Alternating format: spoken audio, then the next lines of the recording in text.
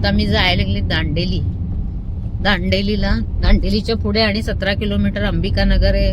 KPCL चं power plant आहे, तिथं चाललेले आहे. Karnataka power corporation limited. तिथं माझी मुलगी असते इंजिनियर, तिच्याकडे जायले. आता हे पिरणवाडी सोडले मी, मच्छईमध्ये एंट्री केलेली आहे. इथून पुढे लागणारी गावं मला खानापूर तुम्हाला दाखवते. इथे बघा हे फ्लायओव्हर करायला लागलेत. डायरेक्ट बायपास आहे हे बहुतेक गोवा रोडला जाऊन मिळणार आहे. 2 स्टेटना जोडणार आहे फ्लायओव्हर आहे हे बघा.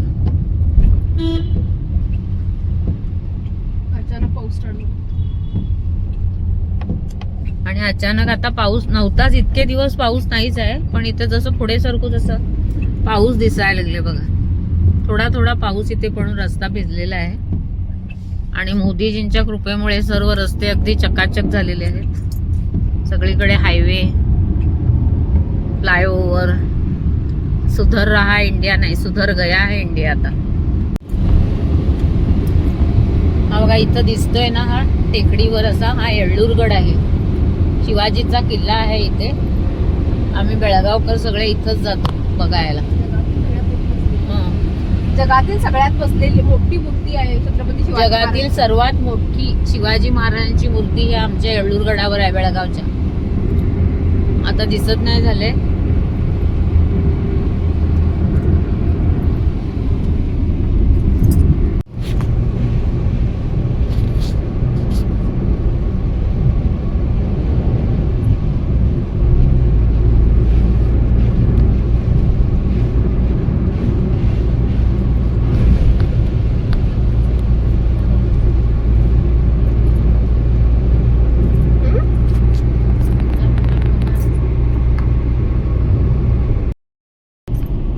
आम्ही चाललोय बघा आता बेळगाव दांडेलीला. आणि आता हा बेळगाव खानापूर हायवे आहे. किती चकाचक हायवे झालेला आहे हा. एकदम गाडी सुपरफास्ट 20 ते 22 मिनिटांमध्ये खानापूरला टच होते.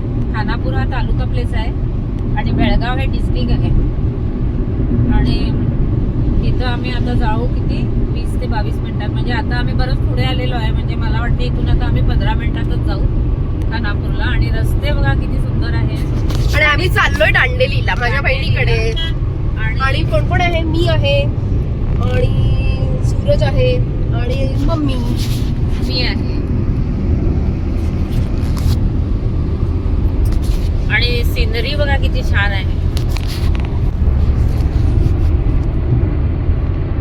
हे सगळं खानापूरच आहे. आम्ही बायपास चाललेलो आहे, त्यामुळे खानापूर सिटीतून जाणार नाही. ही जी घरं दिसत आहेत ती सगळी खानापूर मधलीच आहेत. आता संपली ती घरं. आता हे जंगल सुरू झाले कारण खानापूर गाव मागे राहिलं.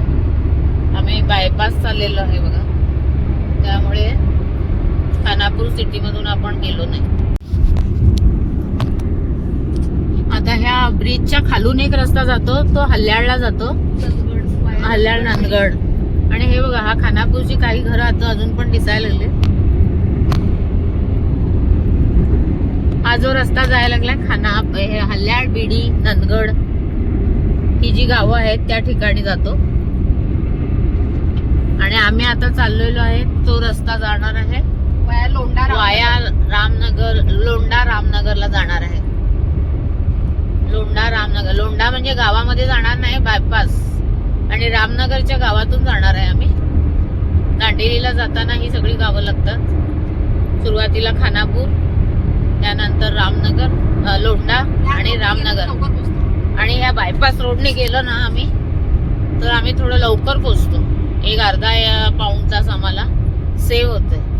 आणि रस्ता पण एकदम छान आहे. पुढे जरा सर्व्हिस रोड आहे, काम चालू आहे अजून.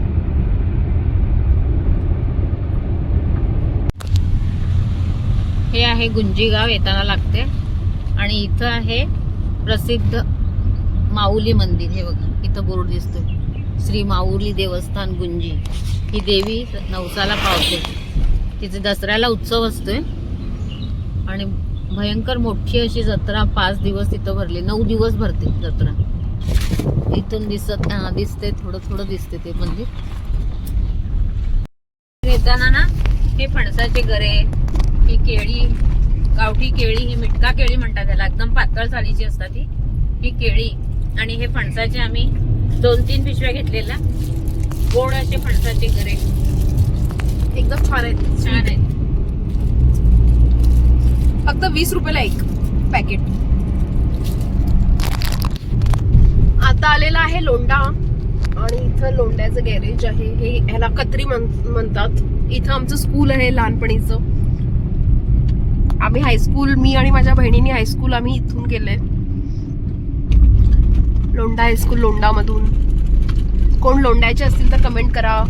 आणि मुलं बघू शकता तुम्ही थांबलेत स्कूलची. आणि इथून वेलकम टू लोंढा. हा, हे लोंढ्या गावाची एंट्री आहे. आम्ही इथं नाही चाललोय, आम्ही रामनगरला चाललोय. तर शाळा सुटले, सगळी मुलं इथं थांबलेली आहेत आणि मी चाललोय या रोडने रामनगरला. गाव आहे.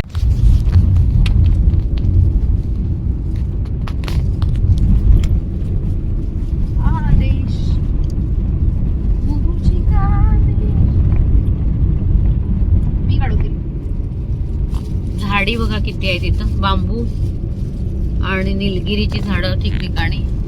आणि आता इथं येत आहे लोंढ्याची नदी, त्याचं नाव आहे पंडा नदी. आमचं बालपण आणि तरुणपण सगळं ह्या लोंढ्यामध्येच गेलं म्हटलं तरी हरकत नाही. अर्ध बालपण आणि पूर्ण तरुणपण या लोंढ्यामध्येच गेले. आता नदी पण दिसत नाही झाले, कारण ब्रिज इतका वर आहे बघा. त्या ब्रिजच्या पलीकडे नदी आहे, पण नदीला पाणी नसेल, कारण इथं कडकडीत उन्हाळ्यासारखाच पडलेला आहे. हे आहे पाणी आहे की या साईडला दिसायला? हा, थोडं आहे पाणी, ते बघा.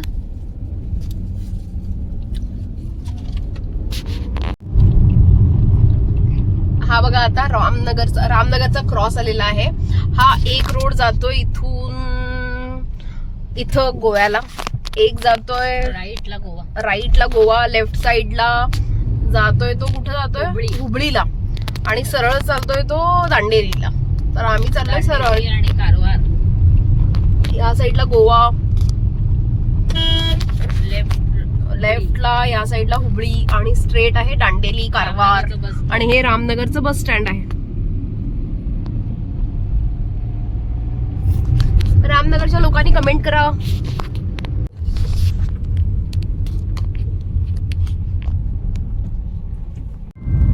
अरे माझी बँक गेली वाटतं.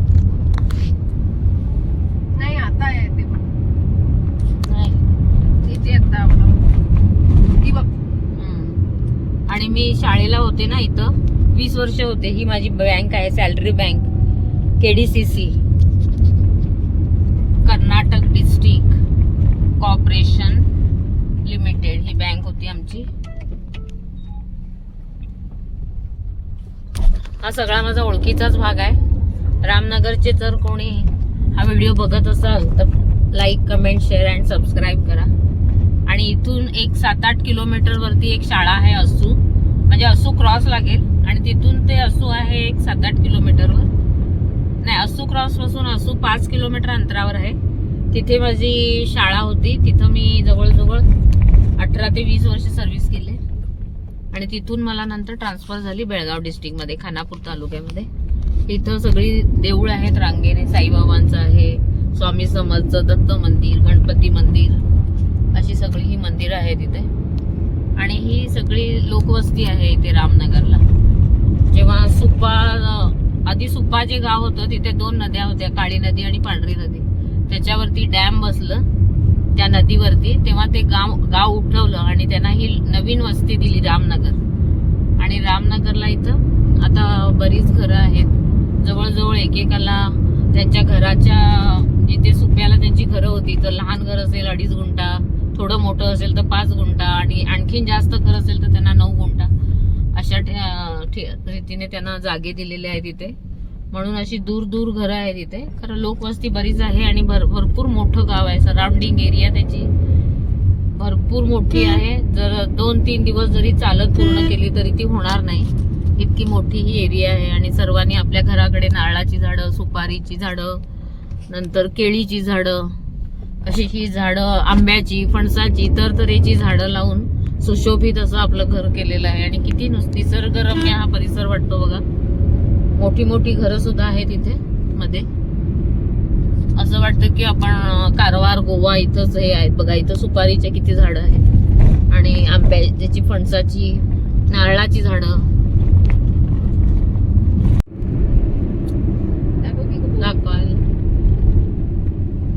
हे बघा अस्सू, हे अस्सू क्रॉस आहे. इथून 4-5 किलोमीटर वरती माझी शाळा. इथं मी जवळजवळ 20 वर्ष सर्व्हिस केली आहे अस्सू मध्ये. हे बघा, हे जगलबेट गाव सुरू झालेलं आहे. इथं आम्ही जगलबेट गावात जाणार नाही. इथूनच असा एक छोटा रोड आता इथून निघतो. हा पुढे जो स्ट्रेट रोड आहे ना, हा कारवारला जातो. कारवार गणेशगुडी. गणेशगुडीला जे मेन कर्नाटक पॉवर कॉर्पोरेशनचं जे डॅम आहे आणि तिथे जी वीज तयार होते, इथूनच ते गणेशगुडी जो स्ट्रेट रोड निघालाय तो, आणि कारवार. आणि हा आता आम्ही शॉर्टकटने दांडेलीला चाललोय. हे सिंगरगाव म्हणतात त्याला. हा रस्ता अतिशय नॅरो आहे. नॅरो असून आता खराब पण झालेला आहे. आणि पुढे तरी सगळे एस कर्विंग आहेत. 5-6 किलोमीटर हा असाच रस्ता आहे. पण एक 7-8, 10-12 किलोमीटर चुकवण्यासाठी हा शॉर्टकट वापरला जातो. दांडेलीहून आमची गाडी अंबिकानगरला आत घुसले आणि आता अंबिकानगर, दांडेलीहून अंबिकानगर 17 किलोमीटर. आता एक 4-5 किलोमीटरच्या अंतरावरच आहे ते. आणि दोन्ही बाजूला अशी गर्द अशी झाडी आहेत. म्हणजे हे सगळं जंगल आहे. कुळगी अभयारण्य आहे. त्याच्यासाठी ही राखीव जागा, रिझर्व प्राण्यांसाठी रिझर्व फॉरेस्ट आहे. एकही प्राणी ह्याच्यातला दुखावला जाणार नाही, ही काळजी सरकारने घेतलेली आहे, अरण्य विभागाने. आणि त्याच्यासाठी हम्स, ठिकठिकाणी हम्स केलेले आहेत. कारण प्राणी जर रस्त्यात आले तर त्यांना अजिबात काही इजा होऊ नये म्हणून. माणसाला झाली तर चालते पण प्राण्यांना होऊ नये. त्यालाच अभयारण्य असं म्हणतात. अभयारण्य म्हणजे प्राण्यांसाठी ठेवलेली राखीव जागा. आणि थोड्या वेळातच आम्ही पोहोचणार आहे अंबिकानगरला. हा असा रस्ता आहे.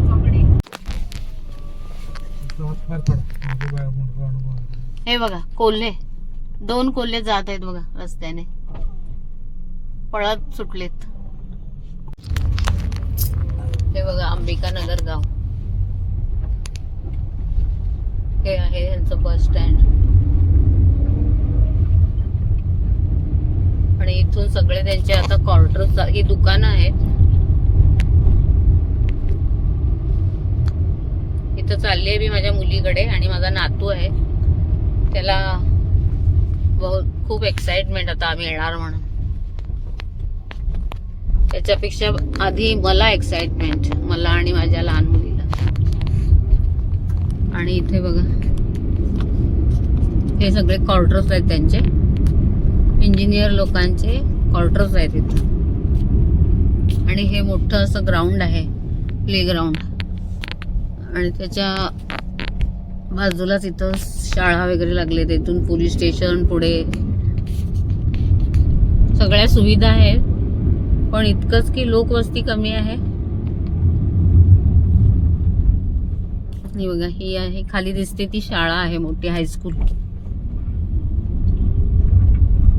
येऊन पोचलोय मुलीच्या घरी. हे क्वार्टर्स आहेत सगळे. हे बघा, हे असे सगळे क्वार्टर्स आहेत ओळीने.